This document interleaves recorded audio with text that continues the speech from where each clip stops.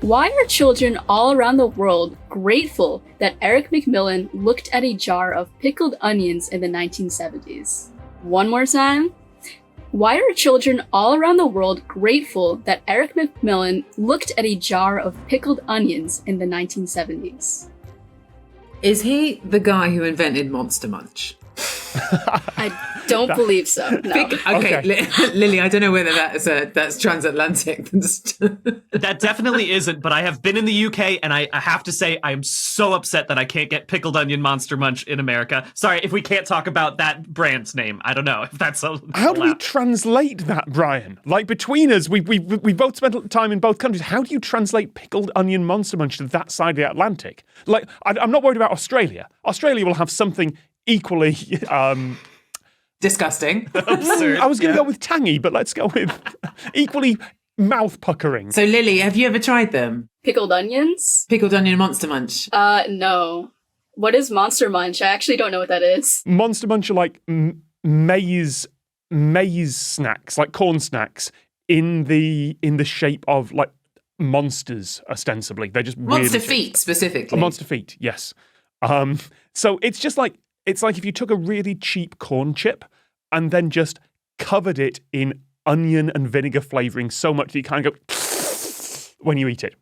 It sort of leaves you with ulcers. Okay. Yeah. Also, I think that like when you it's an intense flavor, and I want to say that the texture specifically, it's like, what if you took a normal cheese doodle and you made it painful? It's just like, what if it was harder and sharper? Okay. Like, what if you took it and then if you eat it and it feels like you're chewing glass, but also you want to? It's the best. I love it. They are amazing. It's the savoury equivalent of Captain Crunch. Okay, Yes, got yes, it. yes, yes. Sounds like it's for certain people. Oh, yeah. I kind of assume that this is a British question because we have pickled onions in the 1970s and a bloke called Eric, and I just feel like this is a British thing. Yeah, it could be considered, yes. Okay, so what else looks like pickled onions is like, and they're tiny like miniature onions. I don't know what the technical term for this is, silver skin onions or They're like something like that. small balls in a jar. Yeah, small balls in a jar of murky-looking fluid. Yeah. Yeah. Yeah. Is there anything like that school children are used to seeing? Or some cartoon character that's based around that? I don't know. School children specifically. So parents are actually grateful that he looked at this jar too. Looked at seems like such a strange... Yeah. It's got to be visual inspiration for like something that he designed, invented, made. Yes, you're on the right track. Did he invent the first one of those like plastic ball pits that you find in like the weird little playgrounds in Yeah. kids? That's Yeah? it. That was so fast. Is that it? Yeah. It inspired Oh, him gosh. to create the ball pit. I Wow. was just shooting from the hip. I cannot believe that. Okay, wait a second though. Why are parents grateful for this? It feels like that's a thing that kids get lost in all the time. Like, I feel like you throw your kid in there and then they come out in maybe 4 hours if you're lucky. I don't know. And weirdly, smelling of pickled onions. Yeah. You know, That's as someone who has a child, I can confirm that those ball pits are genuinely the most disgusting places on earth. If you want to catch a disease, you just throw your kid into the ball pit. It's done. The end. I guess someone had to invent the ball pit. I kind of thought that would be an earlier thing than the 1970s, but of course they're plastic. It's not Yeah. like before cheap plastics came along, you could have a ball pit. Okay.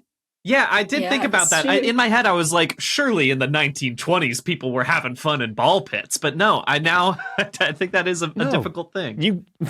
They would be made of Yeah. glass, and they were made of glass, and then they were made of asbestos, and finally we got safe ball pits. Figured it out. and apparently there's ball pits with bars. Like they have a ball pit in London apparently. Yeah, it's called Bally Ballison, and I just hate it just on principle from that name. What? No. For adults? In Shoreditch, there is a ball pit bar. Yeah. Oh my god, you're going to need a tetanus jab to even enter that building.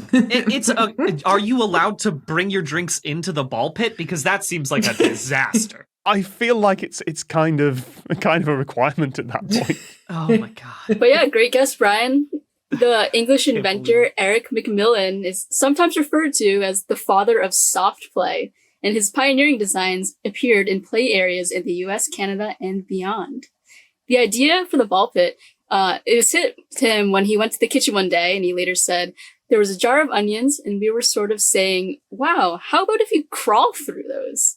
The first ball pit was in San Diego, and it contained 40,000 balls. And also, as a side note, the London nightclub Ballyballerson has the ball pit for adults, and it contains over 1 million balls, which are actually regularly cleaned. Oh, Okay. What do they mean by regularly, though? Okay. I've been out in Shoreditch. That's They're disinfected with alcohol. Unfortunately, it's just whatever spills out of the shots. Yes. You just have to hope that someone's ordering pure grain alcohol every night, and that's it. Yeah. I'm sorry, the first ball pit had 40,000 balls in it? 40,000, yep. That is really calling your shot. I don't know. I'm not sure that's that many, because that's a volume calculation. That's got a cubed in it. And I'm not sure if you get 40,000, that's actually going to fill that much space. Because I've been... Depends on the size of the balls, though. Well, yes.